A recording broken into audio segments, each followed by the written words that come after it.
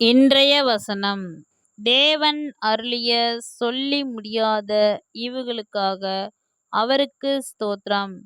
2 கொரிந்தியர் 9ஆம் அதிகாரம் 15ஆம் வசனம். ஆமேன். ஸ்தோத்திரம்.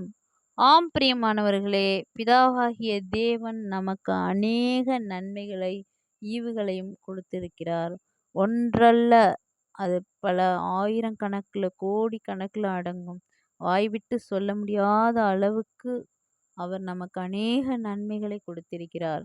அதற்கு நாம் நன்றி உள்ளவர்களாக இருக்க வேண்டும். பிதாவாகிய தேவன் நமக்கு எப்போதும் ஒரு இமைப்பொழுதும் உன்னை நான் காக்க மறவேன்னு சொல்லியிருக்கார். அப்படிப்பட்ட பிதாவாகிய தேவன் நமக்கு அருளின ஈவுகளுக்காக நாம் நன்றி சொல்ல வேண்டும். அவரை மகிமைப்படுத்த வேண்டும். அவரை துதிக்க வேண்டும். பாடல்கள் மூலமாக துதிக்க வேண்டும். கோடான கோடி ஸ்தோத்திரங்களையும் நன்றிகளையும் ஏறெடுக்க வேண்டும் என்பதே. ஆமேன். ஸ்தோத்திரம், ஸ்தோத்திரம், ஸ்தோத்திரம்.